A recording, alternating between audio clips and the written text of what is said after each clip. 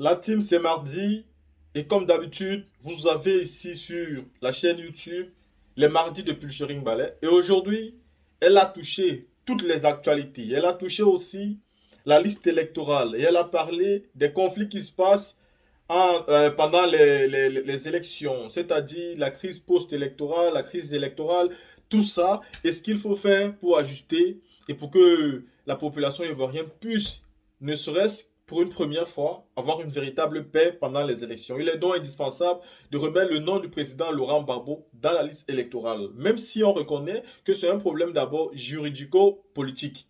Premièrement, politique parce que le président Laurent Gbagbo a fait recours devant la justice, hein, devant la justice africaine des droits de l'homme, et cette justice a demandé que son nom soit réinscrit dans la liste électorale de Côte d'Ivoire. Ça, c'est au plan juridique, il a gagné.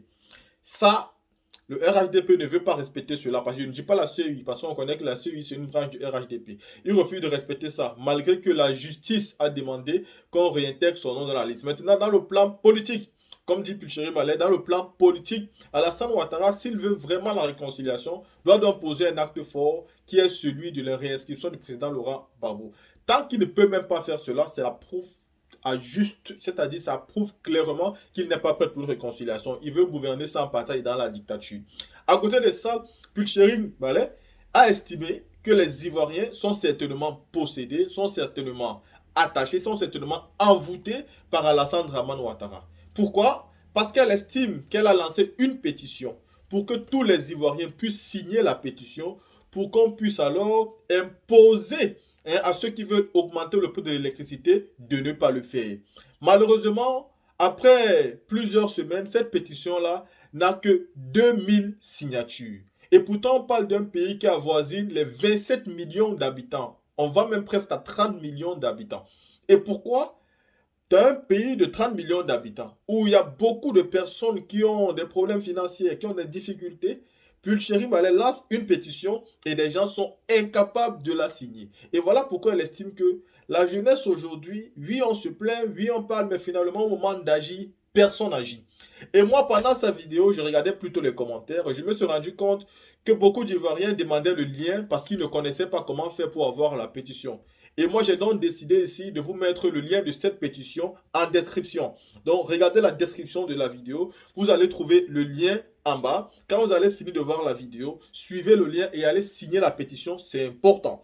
Et il faut donc partager cette vidéo massivement. Ne la gardez pas pour vous seul. Permettez à tous les Ivoiriens de pouvoir la voir juste pour signer cette pétition-là. Ou alors, copiez-la et partagez-la à tous vos amis. Copiez la pétition, partagez. Signez la pétition pour que l'augmentation de l'électricité ne soit pas effective en Côte d'Ivoire. Parce que je vous ai dit, si c'est augmenté pour des entreprises qui utilisent plus de 15 ampères, vous aussi, ça va se répertorier sur vous à cause de l'inflation. Ces entreprises vont payer sans problème, mais elles vont tout simplement retaxer ça sur les produits de première nécessité que vous achetez tous les jours. Figurez-vous que ces entreprises sont bien les entreprises qui fabriquent souvent des produits alimentaires. Et pour pas que ça vous affecte, signez la pétition. Bon sang, c'est important de signer. Il faut agir. Il ne faut pas tout simplement regarder, commander. Il faut agir en signant la pétition. Elle est en description. La team, écoutons Pulcheri Malais. Pour des parents de ne pas recevoir leur salaire, c'est des problèmes avec les propriétaires de maisons, avec la nourriture, avec la santé. En tout cas, c'est très humiliant. Il y a aussi les agents de la CEMU. On vous avait déjà dit qu'en 2019, les agents de la CEMU ont été recrutés dans le cadre du PS-Gouv 2019, c'est-à-dire Programme social du gouvernement 2019. Et depuis 2019, ils sont stagiaires. Comptez vous-même les années que ça fait. Ils sont stagiaires et il se trouve qu'on leur avait promis une intégration à la fonction publique ou alors de les embaucher régulièrement dans le privé. Jusqu'à présent, ce n'est pas le cas. Et à la fin de ce mois de juin, ils vont totaliser 2 mois d'arriérés de salaire et 3 mois d'arriérés de paiement de Covid, de la prime Covid.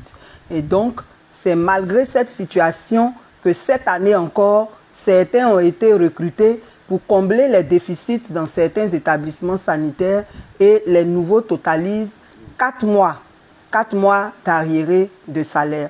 Donc, c'est pour dire qu'en ce qui concerne le personnel de santé, il y a beaucoup de problèmes sur le terrain alors que c'est eux qui sont censés veiller au bon fonctionnement de nos établissements sanitaires. Et le problème aussi de la bourse des étudiants de l'INFAS n'est pas encore réglé. Voilà. Donc, ça, c'était pour ce qui concerne la santé. Voilà. Par rapport à l'eau, c'est vrai qu'il y a des zones à Yopougon qui sont désormais pourvues d'eau, mais il y a encore des zones où les gens se plaignent, notamment à Yopougon, Maroc, secteur antenne, comme derrière la station Petrosi. Les gens se plaignent. À Mikao, on continue de se plaindre. Et même dans le Grand Abidjan, à Songon, à Bassam, à Bingerville, quartier Gbagba particulièrement. Tout Bingerville est concerné, mais le quartier Gbagba particulièrement. Et il faut préciser que là-bas, il y a un centre de santé. Donc, quand il y a déficit d'eau, c'est assez dangereux. Et donc, dans toutes ces communes-là, il est signalé des problèmes d'eau. Au quartier lycée municipal de Mans également, à Songon, on nous a signalé des problèmes d'eau. Il y a un village qui dépend de la sous-préfecture d'Anyama qui s'appelle Azagué Awa. C'est un village abbé, le seul village abbé de la sous-préfecture d'Anyama. Depuis 2000, ils n'ont pas d'eau. Depuis 2020 plutôt, ils n'ont pas d'eau, alors que c'est un très très très gros village. Donc ça aussi, c'est à signaler. Toujours en ce qui concerne l'eau, là, on parlait des secteurs qui ne sont pas du tout pourvus en eau. Mais on vous parle maintenant des villes où la SODECI donne de l'eau sale aux gens. Voilà. On vous avait parlé de Kotobi la dernière fois. On nous a signalé Zuenoula. On nous signale aussi Divo. Et à Divo, il paraît qu'il y a un fleuve qui s'appelle Goubo, dans lequel la SODECI prend sa source. Et là-bas, il paraît qu'il y a une huilerie qui est installée pas loin du fleuve qui déverse ses déchets industriels dans ce fleuve. Est-ce que c'est ce qui est à la base de cette mauvaise qualité d'eau? Nous ne savons pas, mais cela nous a été signalé. Donc, la moindre des choses quand même, c'est que la SODECI fournisse de l'eau potable. Ce n'est pas normal que dans toutes ces villes, on se plaigne de la qualité de l'eau fournie par la SODECI. Non seulement vous allez donner des maladies aux gens, mais vous allez encore leur faire payer des factures. Ce n'est pas normal du tout. Voilà, donc on le signale. Maintenant, il y a des villes qui ont besoin de ponts. Il y a des localités qui ont besoin de ponts. Comme on est fort dans la construction des ponts, il se trouve que en saison pluvieuse, à Madinani, plus particulièrement sur le tronçon Madinani-Fandasso, en passant par les villages de Madiani, Koura et chose, comment on appelle l'autre village là, Tora, voilà. Cette voie-là est coupée en saison pluvieuse depuis près de 3 ans. Les populations souffrent pour joindre Madinani. Pour ceux qui ne connaissent pas Madinani, c'est dans la région d'Odiéné, c'est un département. Et si vous prenez la voie de Bundiali à Odiéné, vous trouvez Madinani, Tiémé, avant d'arriver à Odiéné.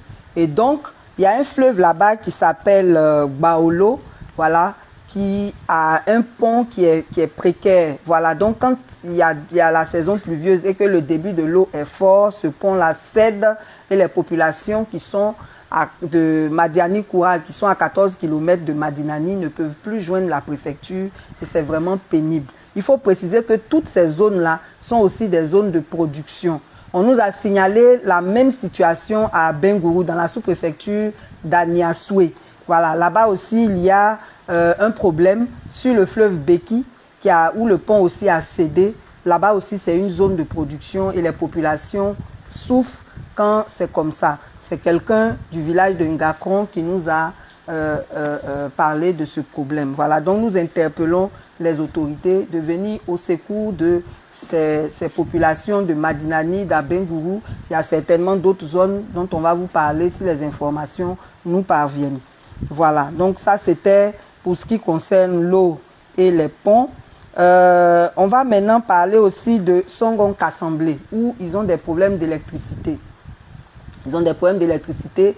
Ils disent que quand le Premier ministre est parti là-bas, pendant 5 jours, tous les lampadaires étaient allumés. Et puis après, plus rien. Ils sont dans l'obscurité. Donc voilà, il faut penser aussi à s'occuper d'eux.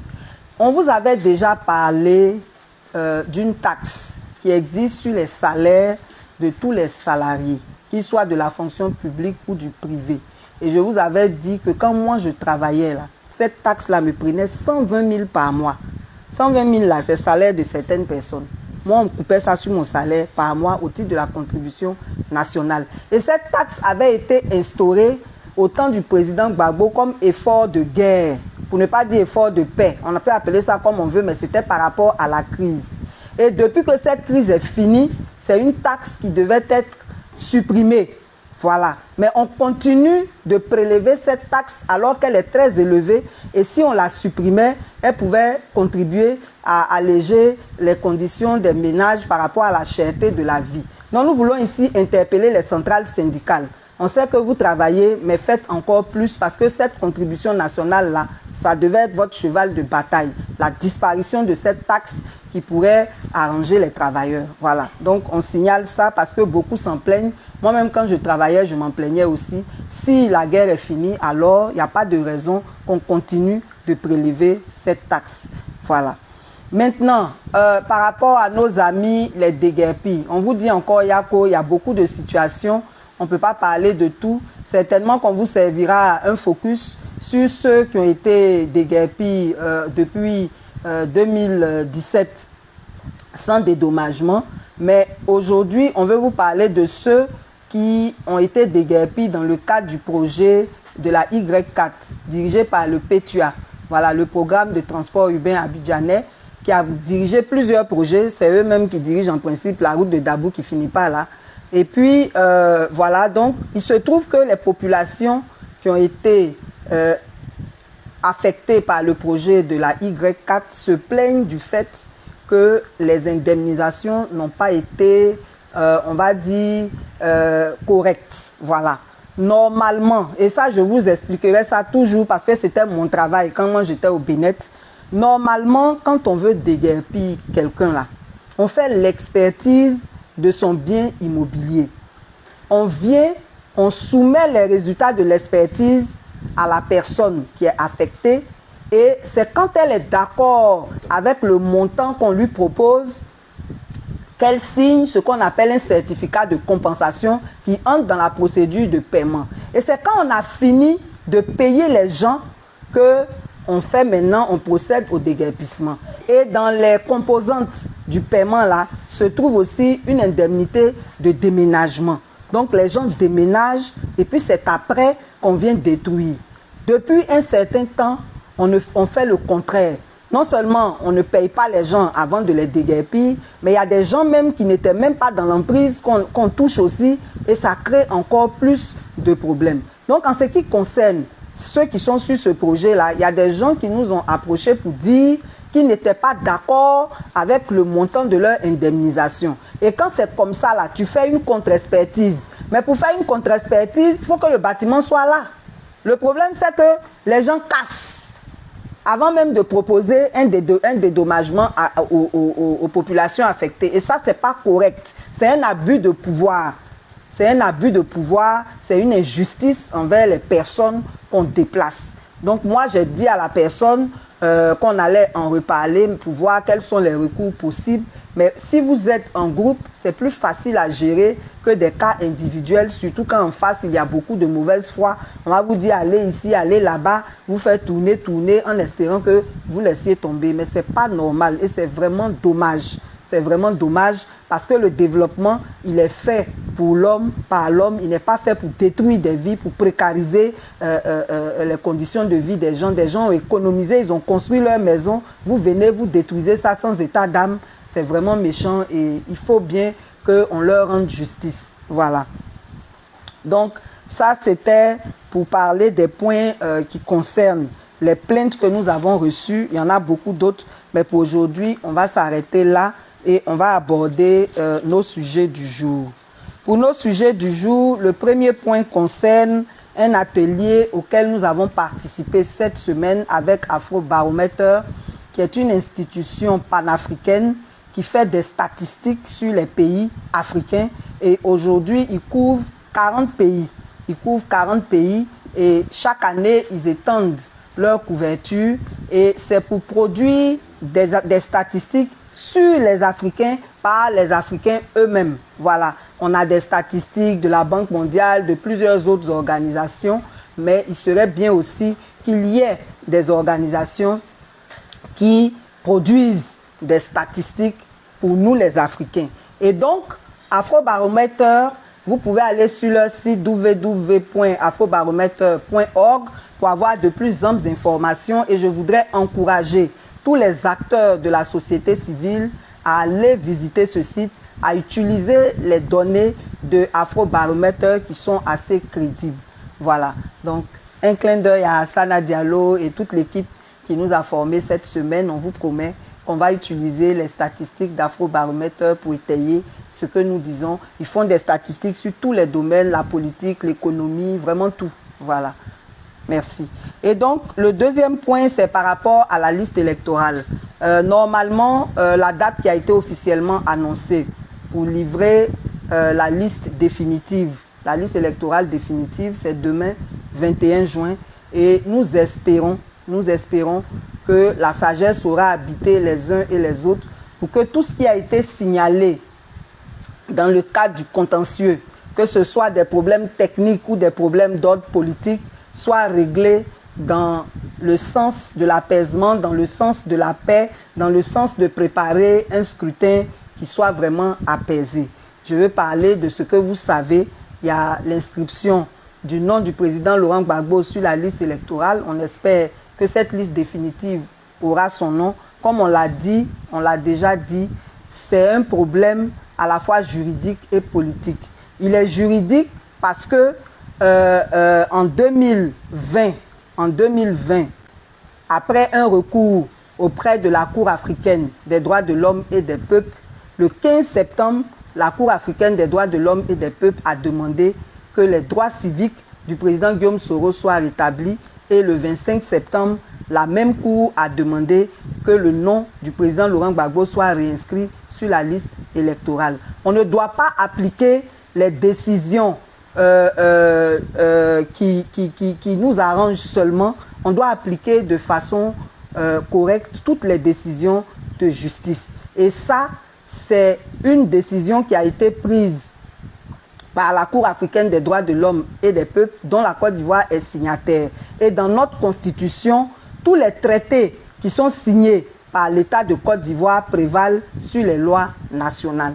Donc si quelqu'un a été condamné par la loi nationale et qu'un traité international qui nous engage décide que la personne est acquittée ou décide que la personne doit être réintégrée dans ses droits, normalement, l'État de Côte d'Ivoire ne doit faire qu'exécuter cela. Ça, c'est pour le côté juridique des choses. Maintenant, pour le côté politique, il est évident que ceux qui prétendent vouloir faire la réconciliation qui n'est toujours pas effective devraient faire en sorte de poser des actes forts qui fassent qu'on aille réellement vers l'apaisement, que la réconciliation ne soit pas qu'un slogan, ne reste pas dans les discours, mais qu'il y ait des actes qui prouvent qu'on veut vraiment l'apaisement. Voilà.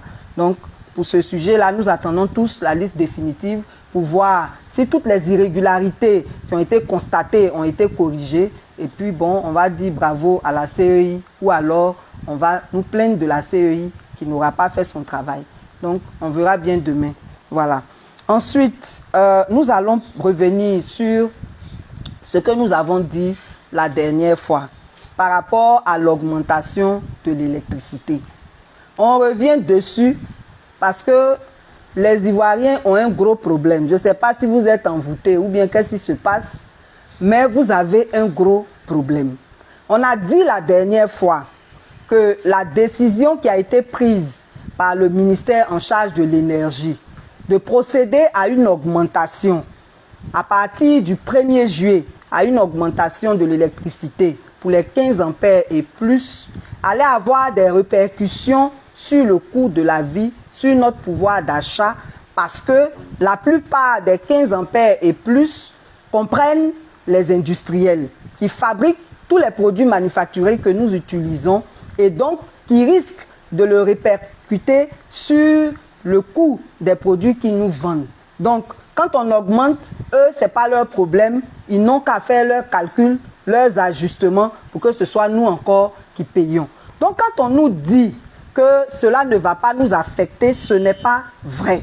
On vous l'avait expliqué, on le réexplique parce que la répétition est pédagogique. On vous avait aussi dit que pour les ampères, les compteurs de 5 et 10 ampères qui ne seraient pas concernés, il fallait être vigilant. Il fallait être vigilant parce que la CIE a eu l'habitude de nous tromper. Voilà, on vous a donné l'exemple des compteurs à 4.